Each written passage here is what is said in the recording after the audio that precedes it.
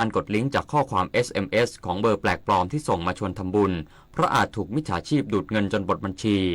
และหลีกเลี่ยงการติดตั้งแอปพลิเคชันแปลกปลอมที่อ้างเรื่องการทำบุญออนไลน์เนื่องจากอาจเป็นแอปพลิเคชันรีโมทดูดเงินของมิจฉาชีพ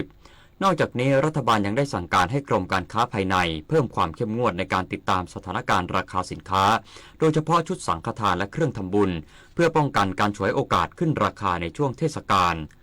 ทั้งนี้หากประชาชนพบเห็นการเอาเปรียบไม่ปิดป้ายแสดงราคาหรือจำหน่ายแพงเกินสมควรสามารถแจ้งสายด่วนกรมการค้าภายใน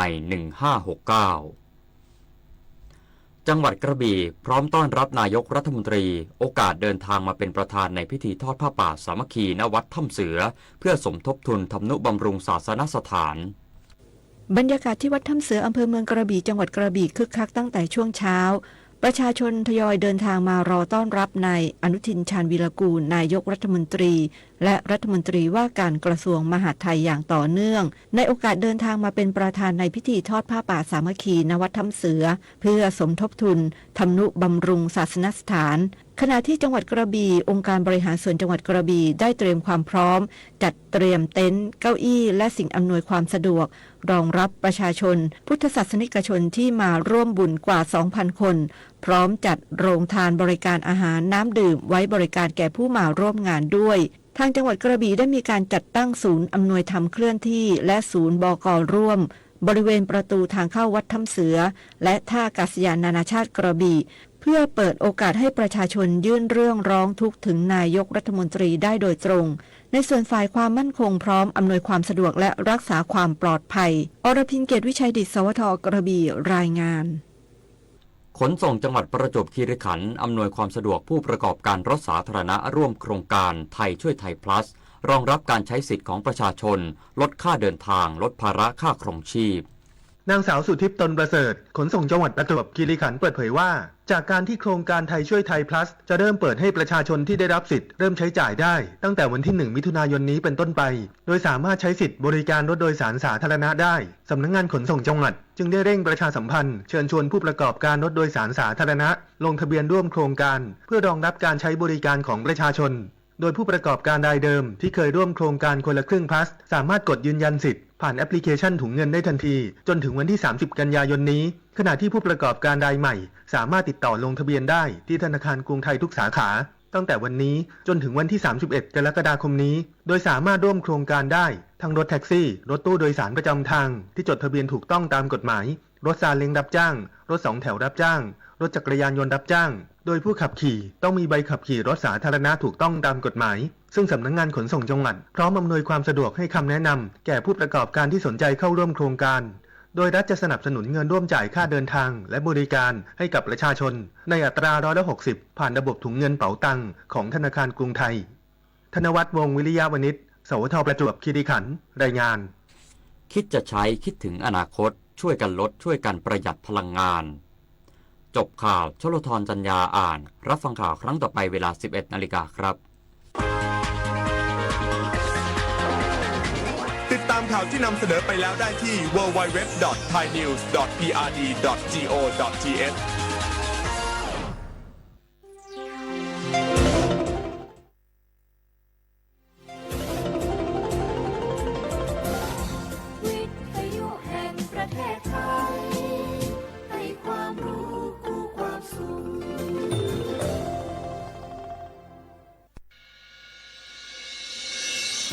สถานีวิทยุกระจายเสียงแห่งประเทศไทยจังหวัดเชียงใหม่ AM 1476 กิโลเฮิรตซ์สถานีวิทยุภาคภาษาชาติพันธุ์แห่งเดียวในประเทศไทยที่มีความทันสมัยเชื่อถือได้สร้างอัตลักษณ์กลุ่มชาติพันธุ์สู่สากล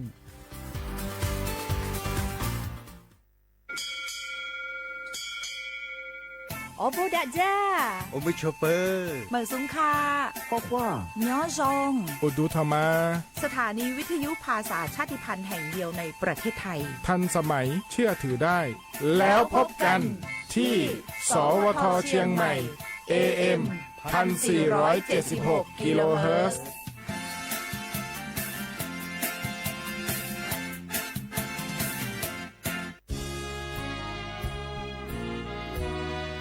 พระบารมีปกเกล้าเพื่อปวงชนชาวไทย จากพระราชกรณียกิจนานับประการที่พระบาทสมเด็จพระเจ้าอยู่หัวและพระบรมวงศานุวงศ์ทรงทุ่มเทพระวรกายทรงงานอย่างไม่เหน็ดเหนื่อยเพื่อประโยชน์สุขของประสบนิกรจากโครงการหลวงสู่การพัฒนาแหล่งน้ำส่งเสริมการศึกษาและด้านสาธารณสุขที่มุ่งเน้นการพึ่งพาตนเองและการพัฒนาอย่างยั่งยืนทุกย่างพระบาทคือการทรงงานทุกพระราชดำริคือพลังแห่งการพัฒนาเพราะประชาชนคือหัวใจของแผ่นดินร่วมเสริมสร้างความรักในสถาบันหลักของชาติโดยสำนักงานประชาสัมพันธ์ที่ 3 กรมประชาสัมพันธ์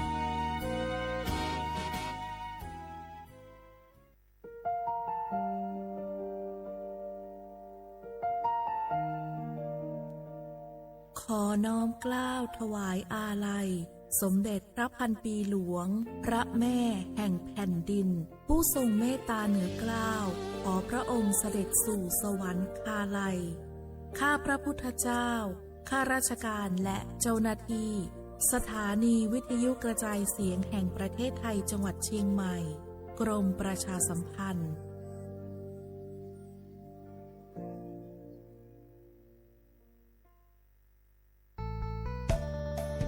สถานีวิทยุกระจายเสียงแห่งประเทศไทยจังหวัดเชียงใหม่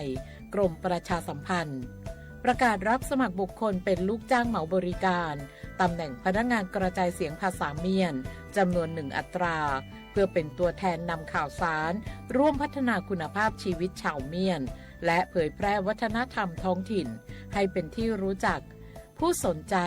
ยื่นใบสมัครด้วยตนเองได้ที่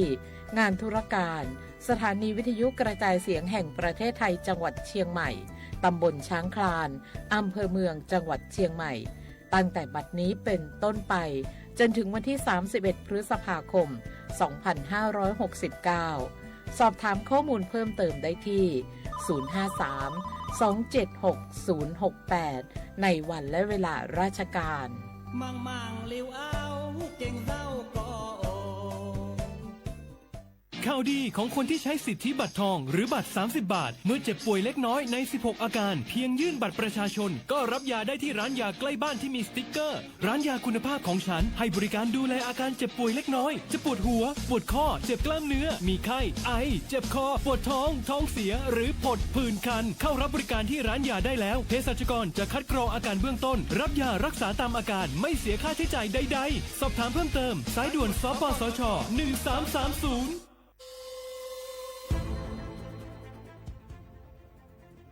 ย้อนผิดหมอกพี่น้องเขามาโฮมเป็นจุ้มเหลียวกันดั้งเจดอนเก้งใหม่โฮมกันแกลิดปัญหาไฟไหม้ป่าเถินหมอกควันก้องควันมูและฝุ่นเล็กๆ PM 2.5 ค่ะสั่งว่าทั่วพันไฟไหม้กับสืบกว่าตึงลาดไลตีอองตีแกลิดปัญหาไฟไหม้ป่าเถินและหมอกควันเจดอนเก้งใหม่หมายโฟน053-112-808ในค่ะเจดอนเก้งใหม่ค่ะออกปักเปิงหมายมีให้กังแกลิดปัญหาหมอกควันก้องควันโมและฝุ่นเล็กๆ PM 2.5 เนื้อปืนตีเหลออันอ่ำไลคว้างเฮาเผาผ่านมาดีแอปพลิเคชันไฟดีห้ามเผากำเร็วในนั้นค่ะอย่าไปเผาล้าอ่ำว่าได้เป็นตีกลางปางอองตีห้ามเผาเกยยุกยักไม่ดอกกูอันในค่ะแต่เอาวันที่1เดือน1อิงเกรด2เหงปลาย26ต่อถึงวันที่31เดือน5 2เหงปลาย26ในผู้เหลอเผอเฮ็ดผิดปักเปิงเตญาตัวต่ำตั้งผิดจำหนังปักเปิงหมายมีกำเหลวในนั้นค่ะเลยตั้งมุงมองไฮลีเซห้องการฐานฐาหน้ากอกับสืบเจดอนเก้งใหม่มาโฮมเป็นจุ่มเหลวกันดั้งเจดอนเก้งใหม่โฮมกันรักษาสภาวะฟิงตื้นเป็นเฮ็ดให้จันล้มถวยเจออันลีต้องฟ้าแสนเสออ่ำมีหมอกควันกองควันโม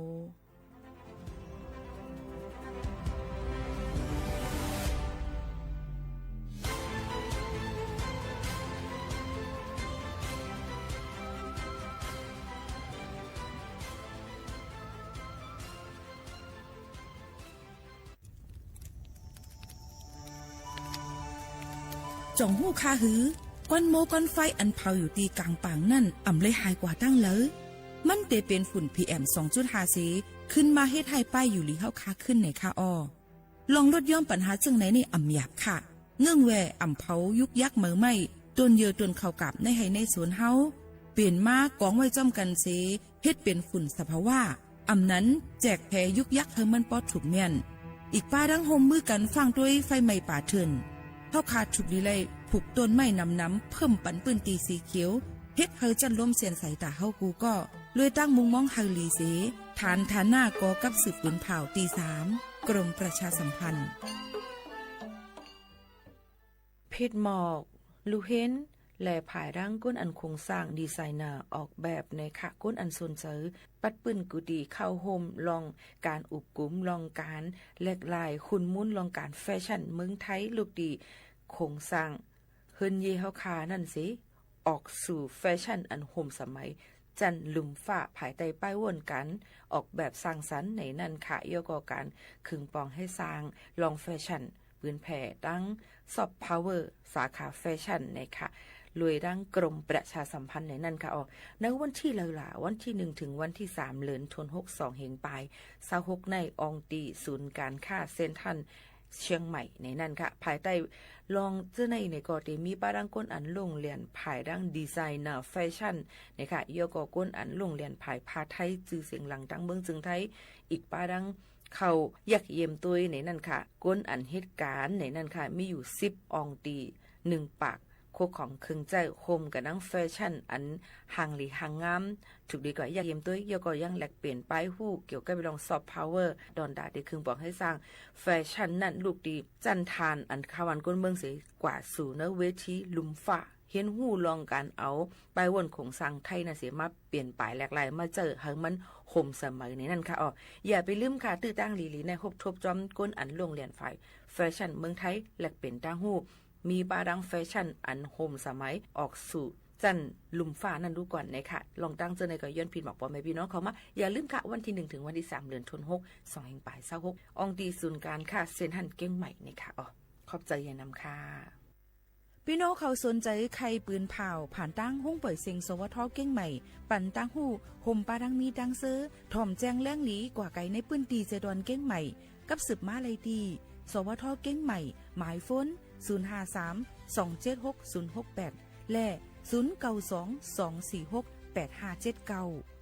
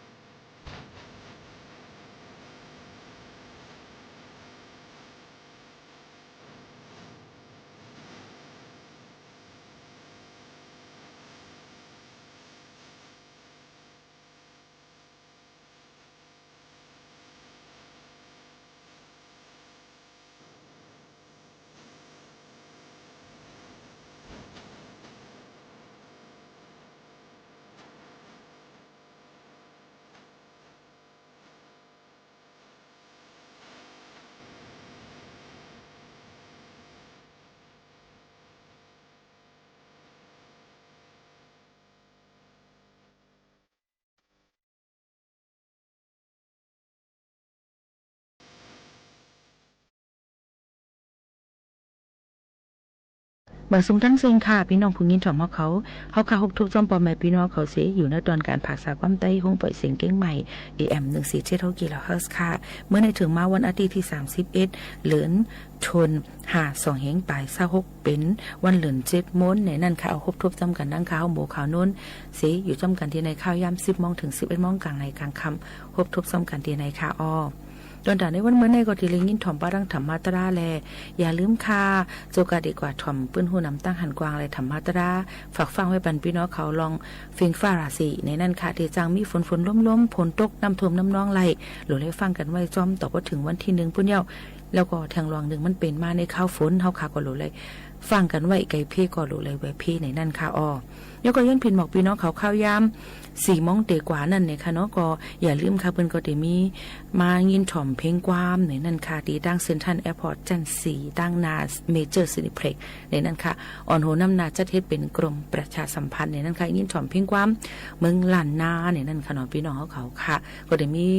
ผู้ห้องความเหมือนหนังในจุ้ม SL ในค่ะเนาะมิวSL ในค่ะเนาะโยก็ที่มีทางอ้อมรัตนังเดมีแทงใต้ฝุ่นนะคะโยก็ที่มีทางจุ้มหลวนห้องเฮ็ดเขาว่าแค่เข่งตั้งสันกำแพงเจิมเส้นในทางลูกก่อนค่ะในก็พินว่ากูก็กว่าฟรีๆขนาดอำเสียงกามันกว่าปันเฮียงยินถ่อมเพียงความกันไหลในนั่นค่ะที่จัน4เซ็นทรัลแอร์พอร์ตพลาซ่าในวันที่31ในเขาย่ำ4 โมงเตกว่าในค่ะพินว่ากูก็กูก้นค่ะ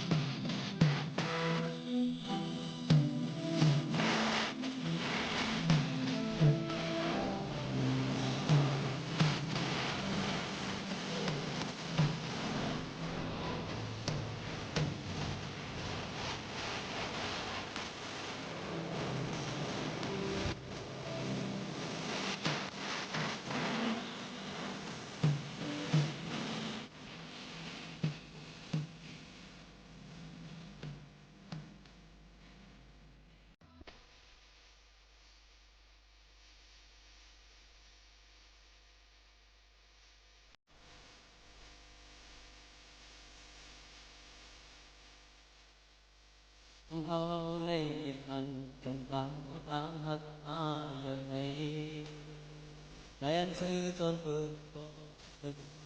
trong trong sư lòng tâm đây ngập trời lo là đâu học lên cây còn là xuân ở trời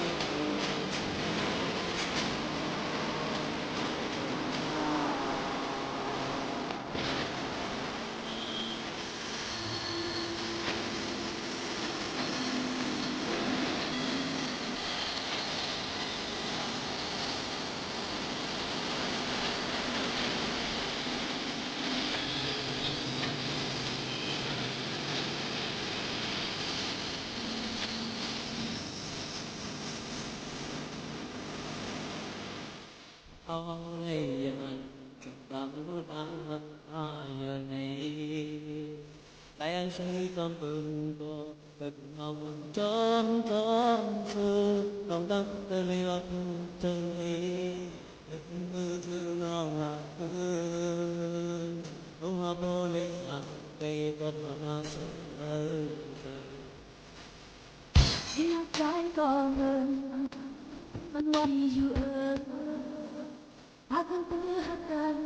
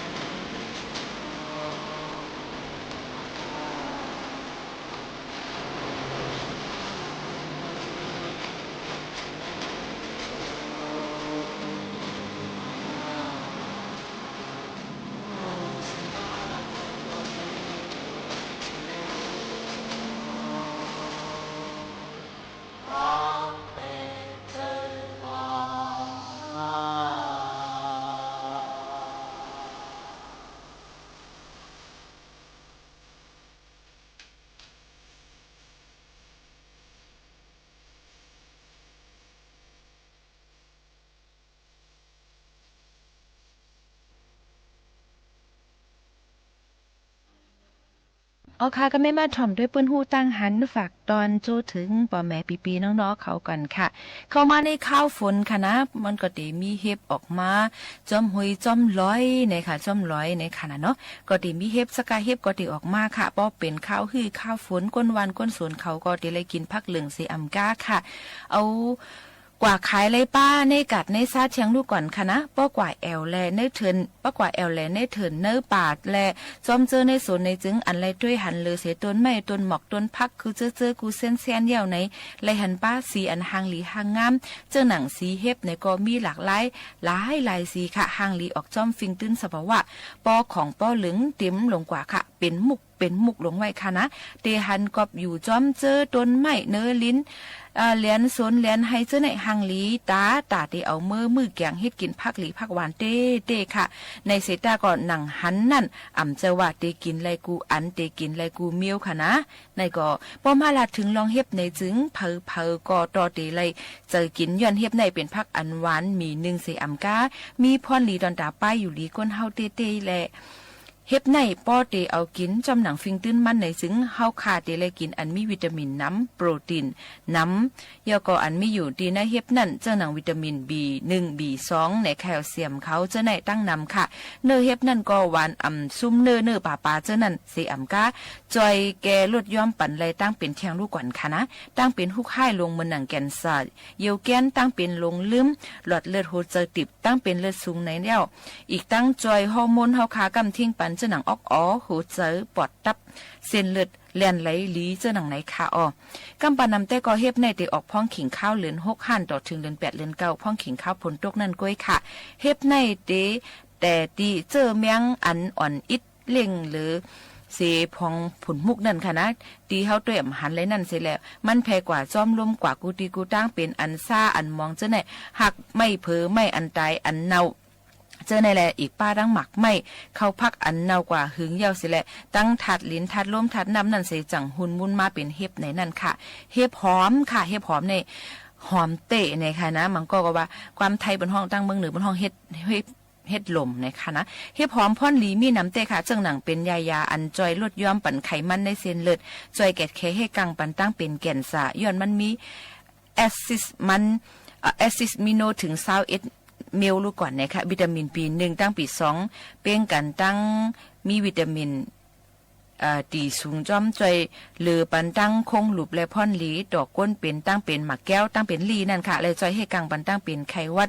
จอยหอมงหลุบและเคียวเฮาแข็งแรงลีค่ะจอยแก่ปันป้าต้องยิงต้องกำบัดเจในไรเทียงลูกก่อนนะคะนะเฮ็บหยิบยูค่ะเฮ็บหูแมวในเฮ็บหยิบยูในซ้ำเป็นเมียวคาร์โบไฮเดรตในค่ะนะย้อนเฮ็ดเฮาเม็ดเลือดขาวน้ำจอยเฮ็ดเฮาเม็ดเลือดขาวน้ำปันพ่อนหลีตอนดาผู้อายุใหญ่น้ำจอยให้อังกาทุกคิงเฮาแก่นแข็งมีแห้งเสียอำกาจอยหัวมุ้งปันปอดจอยยดยาอันปาตั้งเป็นห้องเขาเจ็บ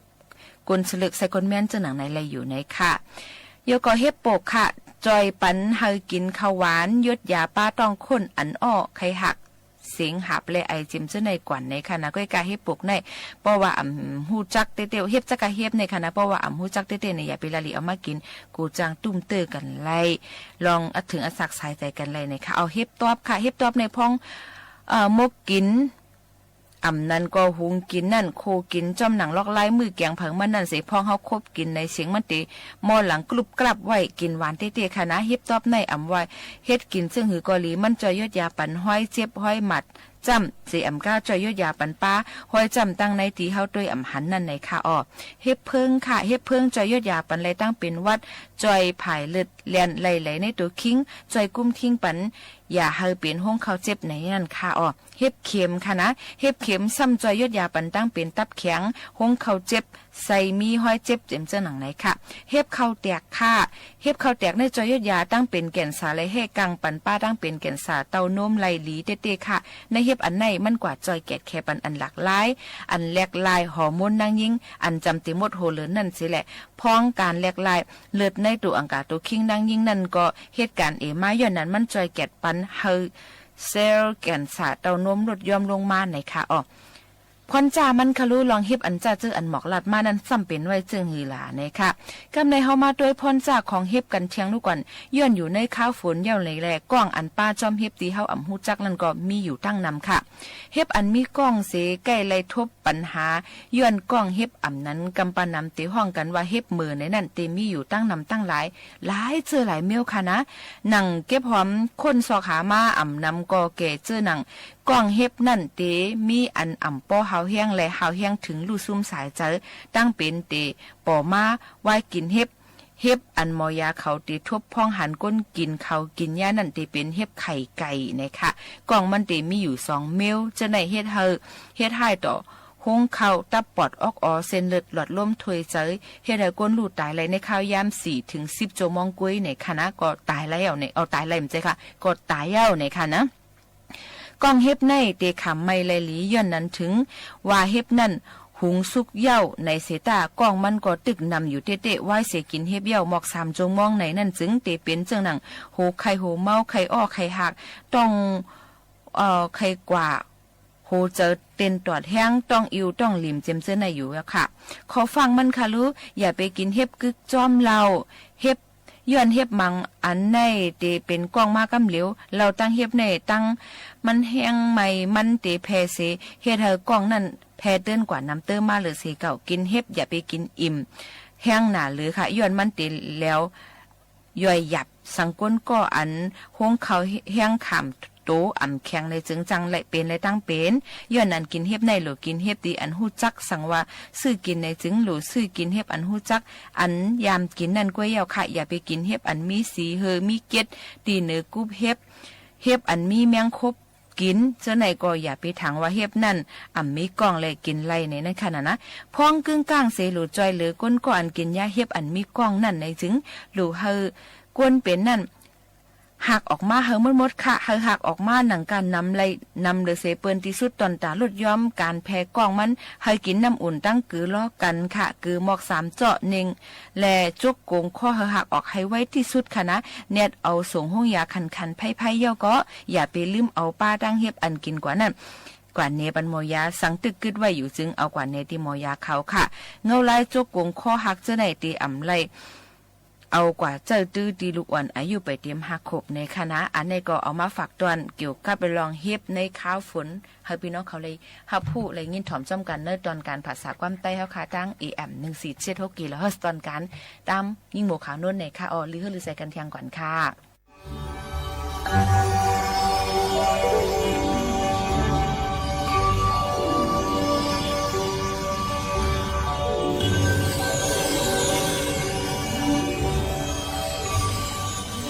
สีเลนะสุขติยันติสีเลนะโภคสัมปดาสีเลนะนิพุติยันติกัสมาสีดังวิโชสัยเย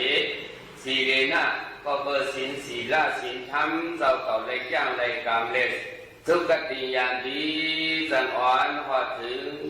สุขติเพราะว่าที่กระเดียกุจันกุบาลยาวสีเลนะก็เบอร์สินศีลเจ้าเก่าเลยย่างกามเปิดพระสุขโตเสริมเพิ่มมันแดดโภคสัมปดานะพวกจัตติสักคนก็ปันบักมีกระเดียเพียงตัวยาวสีเลนะก็เบอร์สินศีลเจ้าเก่าเลยเปิดพระสุขโตเสริมเพิ่มมันแดดนิพุติยันติตามที่นิพพานก็ยังสื่อสารนั้นก็สังอ่อนพอดอ่อนถึงยาวดัสมาสีหลังก็เปิดกันในสินศีลสินธรรมอันเจ้าเก่าเลยเปิดบ้าสรณาภูสามยังอัตถาสิงก้าอัตถิงอัตถิงก้าอุปสระสิงแก่เดียวที่ไหนก็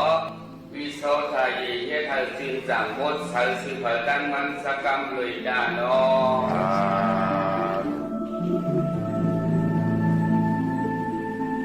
ผมเบี่ยวยกยิงใจที่แนวเขาเจ้าในเรื่องพองสังอย่างสามวันในคัดใจให้เป็นในขมาปรามีออกเพื่อนออกเย่ออกผิวด้านเท้าเข้ามาเสียวเด็กอุปคาปรามีเปียดวางไว้กันไว้งานไว้สัมโยชน์เสียนปนองตั้งดังลูกล่างดันดินอันดูเทศดูสร้างดูปองกุเมียวเสียเขาว่าเป็นอุปคาปรามีนั่นเสียมันได้ก็เป็นถึงมาวันทวน2เนาะในวันทวน2กลางในเจ้าไหนเตเอาในสลายนาสัมยุกสปานาสุกานี่พ่อนี่ตะเกาเขาสปานาสุกานั้นว่าในพ่อเปลี่ยนความไตเจ็ดว่าเด็กโอสัตโคกดูตายไม่ใส่พอดีป่าโคโคตระไตเขาเด็กว่าอีกก็โอสัตโคกดูตายไม่ใส่พอดีป่า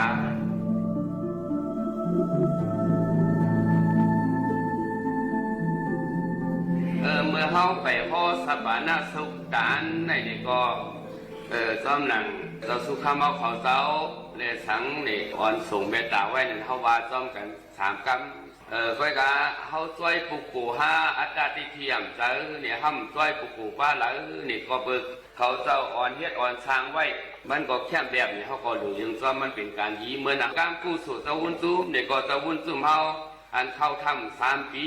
เซลอยู่บ้านเหลียวนั่นทำนั่นก็เหมือนหนังเฮาคุกเจออะไรกุ้งกุ้งหมุนเงามันจะก็ใจเหมือนหนังเฮาซอยบันมันจะก็ใจใจเพ่บาราบีมันบันมันก็ใจเนี่ยเมตตาไว้วางผู้คุณนางเฮาการก็ดังเปลี่ยนเมตตาไว้วางผู้คุณนางเฮาการก็ดังเปลี่ยน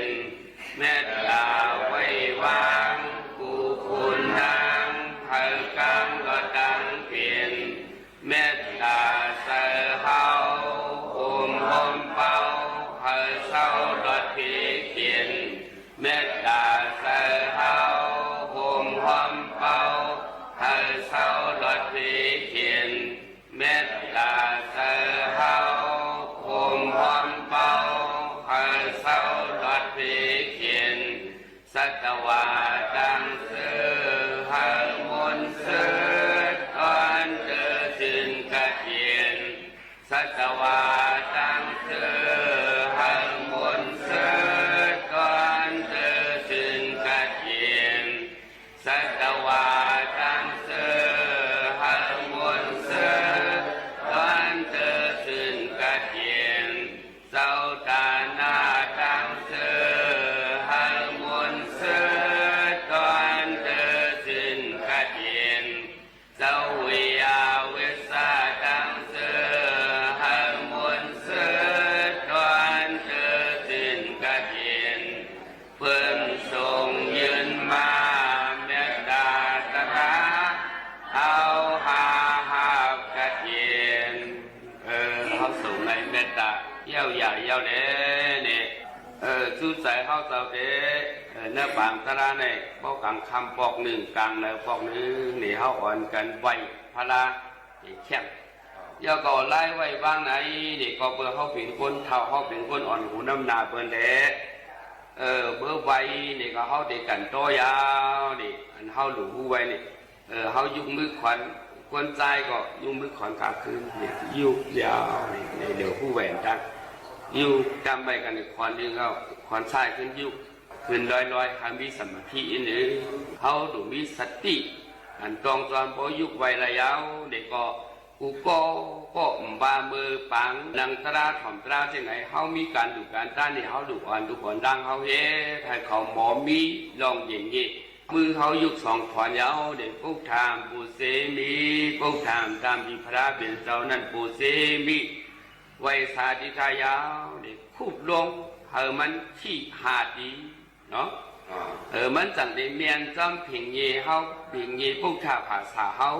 ไล่นับย้ำพุทธภาษาเฮายาวเนาะ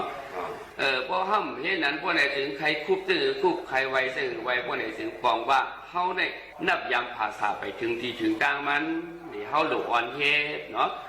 อ่อนเฮ็ดตัวต้องมันไปเมียนการได้มันลูกดีพึกเอาร้อนเอาเนาะว่าเขาพึกเขาจังตีเรียบเขาจังตีเปลี่ยนว่ามันพึกเปลี่ยนเนาะเพื่อเอาเหตุการณ์ดีกู้สู่เนี่ยเขาดูพึกเอาให้มันเข้มแบบลูกหลานดินห่อดีขึ้นมาไปแล้วเขาจังเยียงเขาแหละจังว่าการอันเริ่มว่าอันเขาหันจ้ำเขานั่นเขาจังเยียงเขานี่เมื่อหนังโปเมโปอันยามกินเหล้าก็ได้กินดีปานาลูกหลานดินเขาก็ลูกหลานดินเขาก็มากินเหล้าเขามาเยียงเขาเขาหมอหลุดยันยาว่าไหนก็หมอเยียงเขาถ้าไม่เขาหมอหลับนี่ก็ลูกร่างเขาหลานดินเขาก็หมอหลับจังว่าเขาหมอการทำบักลูกอ่อนได้เหมือนนั่งเฉยๆเลยว่าเขาอ่อนเลี้ยงย่อมปันก็มันจะเป็นมาอันเลี้ยงเพราะว่าเขาย่อมปันอันลำก็อันลำนั่นจะเปลี่ยนมาเพราะเขาย่อมปันอันขาวก็อันขาวนั่นเปลี่ยนมานี่ลูกร่างเขาเนี่ยมันจะไม่กี่มันรักง่ายมันเหมือนน้ำใสนั่นแหละโปเมลูกร่างในมีปุ่นควันนักแต่เดือลูกร่างเขาโปหลีนั่นพึกเอามาถึงกันนั่นยาวเลยเพราะหมอกินเหล้าเขาอยากไปกินปนาเขาหมอดูดอันยาเขาอยากไปดูดในปนาเขาเขาหมอหลักหมอป้องเขาอยากป้องปนาเขาอยากคิดกันปนาเขาเนี่ยเขาก็จังเยียงเขาเนี่ยถึงว่าการพึกเอาเขาเฮ็ดในก็เพราะว่าเขาคนเท่าใช่ไหมเป็นผู้อ่อนหูน้ำลาทวันเท่าหน้าทวันเท่าเมือง เฮาหมอไว้สาซึ่งหมอไว้เจ็ดสังหมอไว้หมอสาสังว่าเมื่อเฮาได้รู้ได้ด้านเนี่ยเฮาต้องเฮ็ดเนี่ยเขาตัวเฮาก็จังติถึงติลูกหลานที่เฮาอันเฮาคำมุงมองให้เขาอย่างนี้นั่นก็จังติถึงดีเนาะ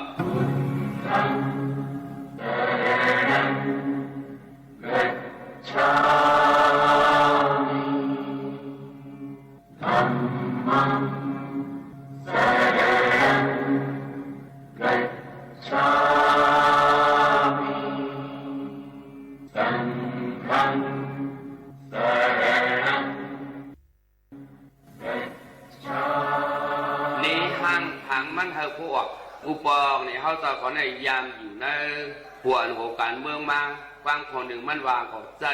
เฮ็ดสังหารเหมือนนั้นเนี่ยเขามานั่งเฮ็ดการสมถะวิปัสสนาเนี่ยห้างพังมันบอกพอลงไปลงสาเขาบอกพอเขาเปี้ยงเนี่ยก็อันเปื้อนดังดอกมหานั่นบอกว่าเขาเฮ็ดไปถึงที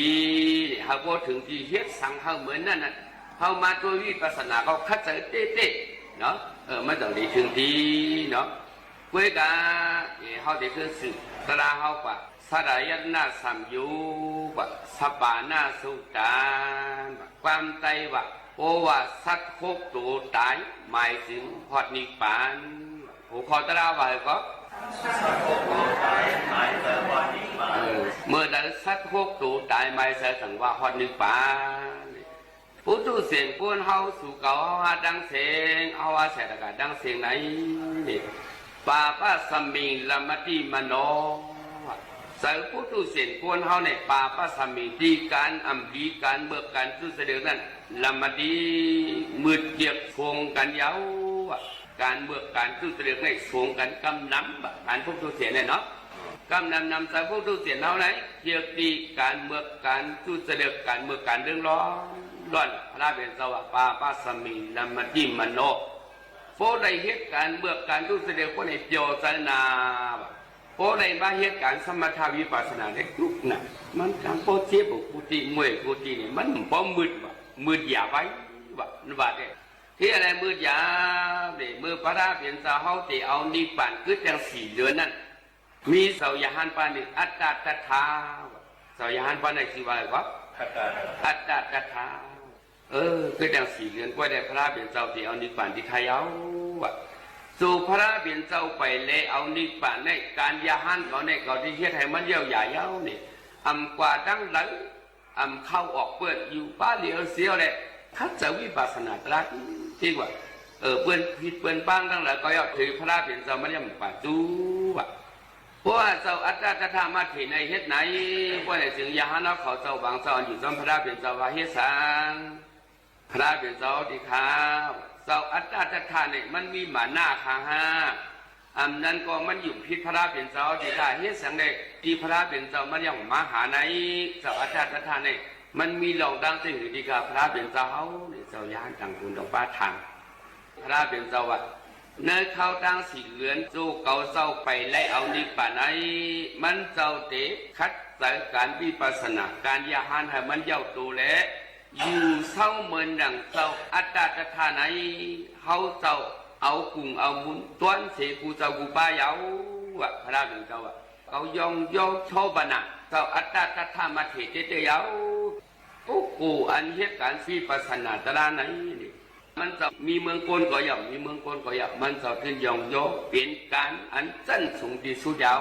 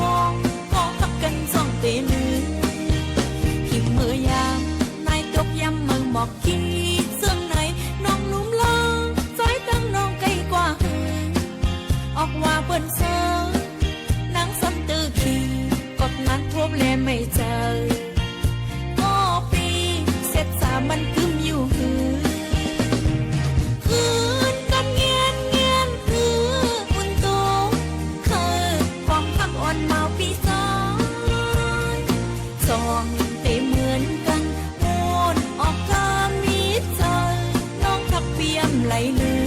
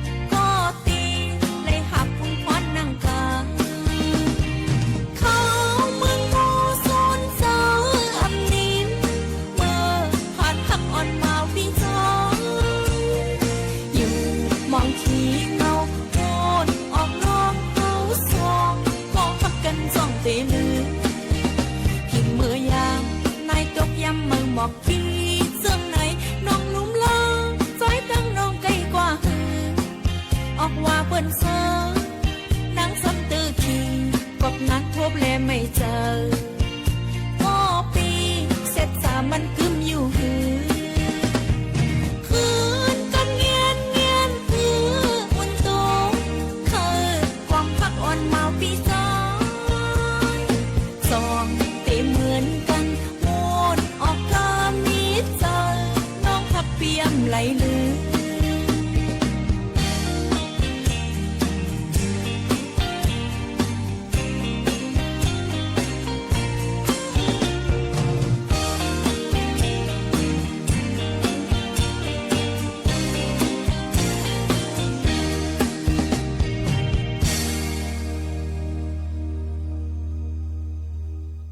อ๋อค่ะเลยลือเฮ้ยย่อนี่ก็เฮาค้ามาถ่อมด้วยลองหากินเลี้ยงต้องกันแชงอิดอีก่อนเนี่ยค่ะกับปันตะเหลียวนั่นเนี่ยค่ะนะก็สังเจอพี่น้องแห่งการย่อก็จะเจอสู่เขาเฮาหาอันอยู่เซาทางดังเมืองจึงไทยในเนี่ยก็เดเลยทบยาปัญหาตอนตาการใช้จ่ายมันสูงเอามาได้เป็นน้ำมันลดกาและตั้งแก๊สหุงต้มในเนี่ยค่ะกาขันมันขึ้นมาหลายน้ำเตน้ำวานเนี่ยค่ะนะเมื่อหนังเฮาคาใส่น้ำมันลดกาในเนี่ยค่ะอำทันอำต้นถึง2เฮงปอกนะคะลดกาหมู่เขานุ่นตาปอกในถึง2เฮงตกเจอเนี่ยค่ะนะก็เบื่อสั่งหลานเนี่ยก็เบื่อว่าคนกุมทิ้งวันเมืองตั้งเมืองจึงไทยเขานั่นเนี่ยก็เลยว่าเงินอันที่เก็บไว้นั่นก็อ่ำป้อมีนำเหลืองยก็เฮียงแลเมืองเปิ่นสำการน้ำมันซ้ำถูกเมืองไทยสำกาขึ้นมาติ๊กๆเพราะว่าน้ำมันขึ้นเนี่ยก็การใช้จ่ายตั้งกินตั้งยำก็ซ้ำติขึ้นด้วยกาเฮียงจ่องขึ้นค่ะอ่ำขึ้นค่ะย้อนนั่นแหละลีโกเต้ๆเนี่ยค่ะออกต่อหนังสังเนี่ยก็น้ำมันเฮาค่ะอันตะเหลวเนี่ยค่ะนะเหมือนหนังน้ำมันดีเซลเนี่ยก็ตกอยู่หิม28-29วัตต์ค่ะนะยก็พรีเมียมในเด็กตกอยู่32วัตต์ปลายบนคันนี้นะออโลลิโกเต้เนี่ยค่ะยก็แก๊สโซฮอล์เกาหาก็30ปลายเอาให้ไหนค่ะอ๋อย้อนนั้นในน้ำมันในขึ้นน้ำเตอมาเต้ๆวาๆเนี่ยค่ะนะมันก็เตมีตีนึงเลยตีนึงก็เตอำป้อเหมือนกันนั่นค่ะนะตีหลายเสียงน้ำมันอันเปิ้นขายทั้งเมืองจึงไทยในค่ะนะย้อนนั้นแหละมันก็ว่าตีในกานาอำกว่าในก็กว่าที่ไรก็ไรก็กาวเป็นไว้ซึ่งหือก็ลีหนังหือมันป้อเตลดยอมลงมาอำนั้นก็เต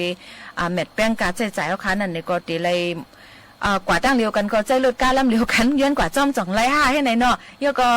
ซ้ำเทียงจึงหือคาหลาในเพราะว่าใจหุงกินย่ำในก็แก๊สในก็ถูกรีและเงื่องไว้อีกนึงในคณะมันนั้นก็สังว่ามาสอนตัวเยาในก็มันถูกเลยสิพื้นเสียฐานในก็ใจกว่าอะไรอยู่ใกล้ๆมันจะหือมันเป็นรองการใช้จ่ายยก็เสียงตั้งขายเขาก็ป้องกันนำค่ะว่าเด็กขายเมื่อเขาขายหวาน30วัตต์25วัตต์ใกล้ๆแก๊สก็ขึ้นมา1ถังใน4ปากปลายเอาเนี่ยค่ะเนาะยก็มันก็ขึ้นกลางก่อมไล่ให้จึงหนังในค่ะก็มันเป็นรองตั้งอยากคานใจตอนดักข่าววันก้นเมืองเตๆว่าๆเนี่ยค่ะอำหัวที่เป็นซึ่งคือกว่าแทงในก็เราเลยหมอแป้งกินแป้งจ่ายกันเนี่ยก็หมอจ่ายกันก็เอาเนี่ยค่ะนะแต่เหลียวในพอเลยก็ข้างเลยค่ะกว่าทั้งในก็ข้างเนี่ยมันก็ข้างไหนข้างว่าคือล่ะในกาแก๊สก็กานะน้ำมันลดกาก็ขึ้นมาติ๊กๆอันนั้นกาเฮียงก็ซ้ำย้อมมาเข้าในถังในอย่างก็ในหยองเขาก็ตีมดยาวให้ในค่ะเนาะก็ตีเป็นไว้ลองป้องกันซึ่งไหนในค่ะย้อนนั่นแหละเมื่อปานหลาย10ปีป่นมาใน 10,000เนี่ยก็เลยจ่ายตั้งหึงค่ะแต่แล้ว 10,000เนี่ยกำอ่อนก้อยค่ะนะ1แสนก็กำอ่อนก้อยอย่างนั้นเฮาถูกเร็วๆอ่อนกันหมอแมทแป้งกินแป้งจ่ายกันยาก็หมอจ่าย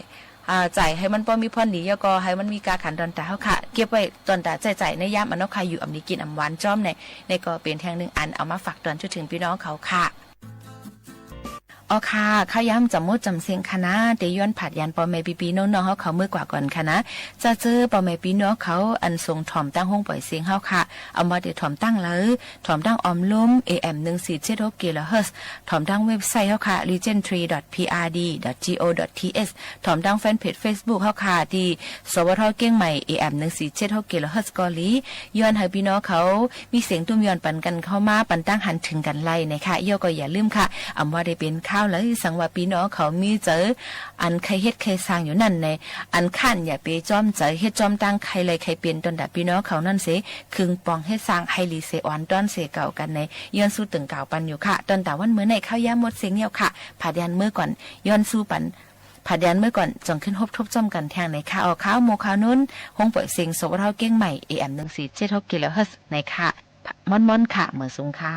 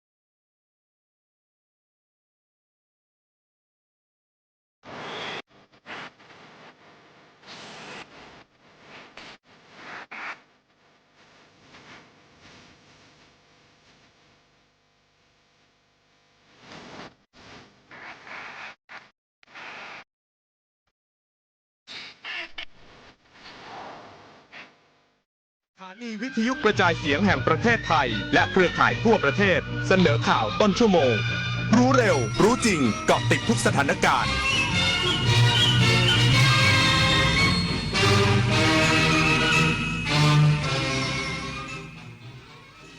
รับฟังข่าวต้นชั่วโมง 11 นาฬิกากับชลธรจันยาครับ